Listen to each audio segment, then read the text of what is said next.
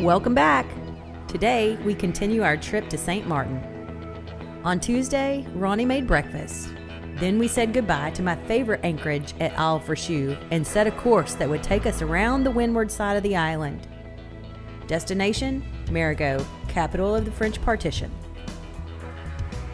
The Atlantic swell was better on this sail, making the ride much more comfortable. Again, we saw whale signs and even ran into a sizable pod of dolphins as we were rounding the north side of Saint Martin.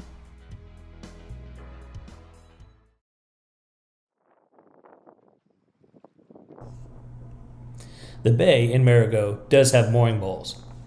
There is a question at the moment as to what, if any, the price of the mooring balls run. We managed to snag one on our second attempt. There is a marked difference as to the architecture and state of repair from the Dutch side to the French side, with the French areas being well behind on rebuilding from the 2017 storm Irma. 90% of the structures on the island were destroyed or damaged in the hurricane.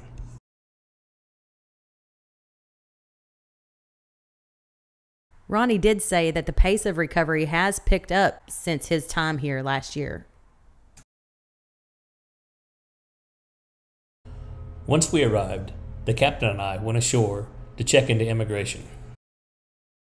One of the constants of cruising is repair and upkeep. We needed a part for the anchor swivel that was proving elusive in Marigot. Ronnie and Paula knew they could get a couple in Simpson Bay. 4 people for short hops in a dinghy isn't bad. However, for a longer ride, it makes sense to keep the weight down to a minimum. Christy and I waited at Dock 46. While they tracked down the parts, we sampled a local fruit drink that is spiced with nutmeg. While talking to some of the locals, we met a guy who goes by Jay, his Christian name being John. There is no shortage of friendly people when you're out cruising. Next door to Dock 46 is Shrimpy's. They provide laundry service, mechanic work, and in general, they are the local human almanac. On the opposite side of the inlet is the petrol station and immigration desk for Marigot. One checks in and out by using a computer terminal, whereas on the Dutch side of the island, a clerk handles all your paperwork.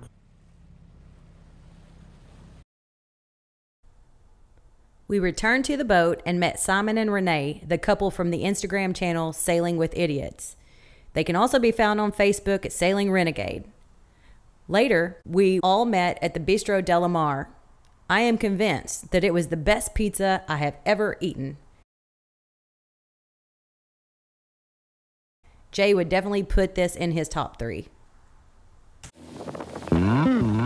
When getting around at night in the dinghy, it's everyone's job to keep an eye out for crab and fish pot buoys and anything else that can make a mess of the commute.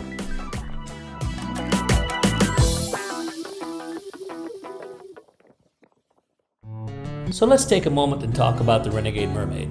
She is a 2007 Lagoon 440 with a 3-cabin layout, meaning there's 1 large cabin for the owner and 2 smaller cabins for guest and crew.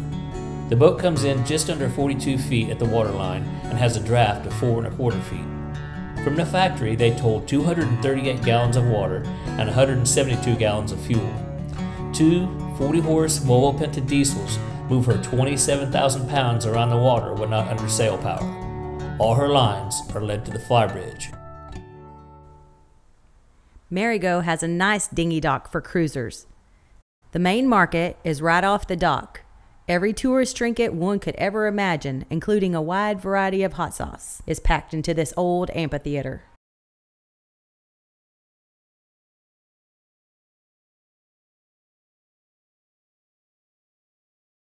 Fort Lewis overlooks Marigot. It was built in 1789 to provide protection to the warehouses in the port. I checked this date with multiple sources. It seems pretty late to me.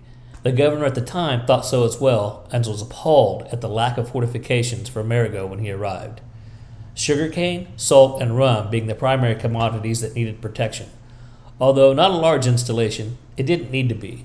It was able to easily fire upon offending vessels, while its height made it slightly difficult to hit accurately from a moving ship of that day. Today, it is home to large iguanas. Here is a female, and here is a large, colorful male sunning in the tree.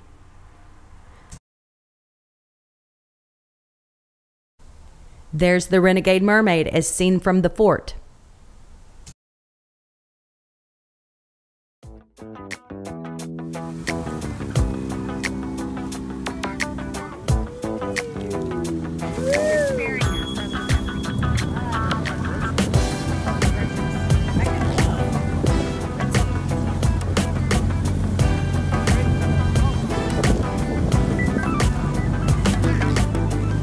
We took a bit of an extended tour going through the lagoon on the interior of the island, making our way back down to Simpson Bay. One of my dad's favorite kinds of paint. Once there, Ronnie and Paula took us to the Tap and Still. The best burgers are simple, and this is one of the best I've had in several years. It's a must-try when on the island.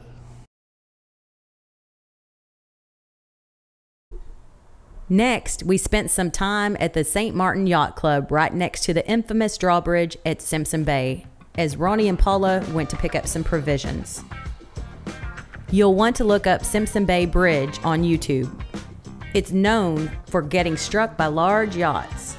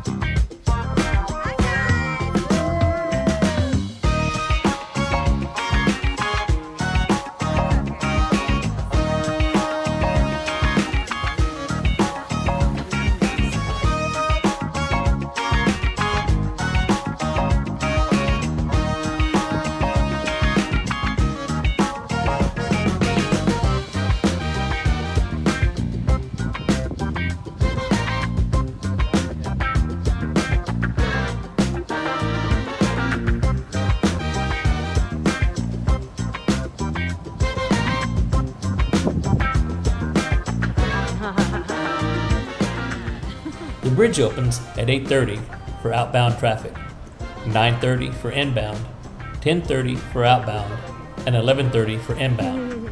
And again in the afternoon at 1500 inbound traffic, 1600 outbound, 1700 inbound.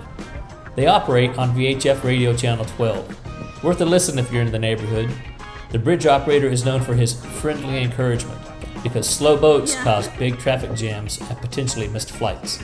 No crashes today, but the parade was entertaining, and if you can't tell, Christy loves a parade.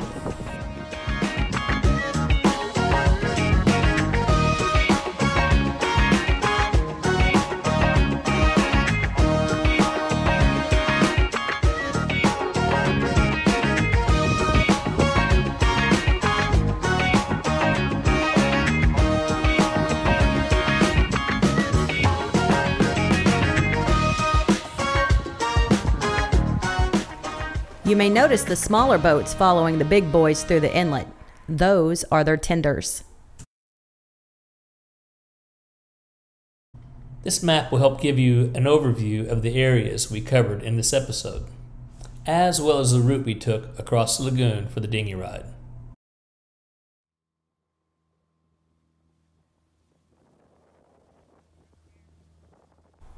The ride through the lagoon is long but pretty cool.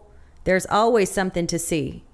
Feral goats, wrecked boats, mega yachts, floating homes of the retired and not so retired.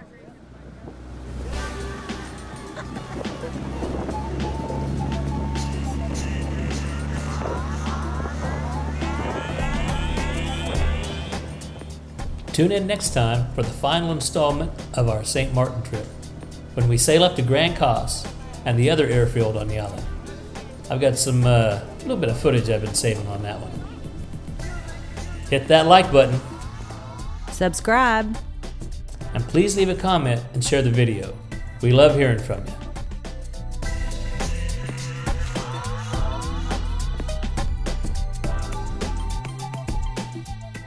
Till next time.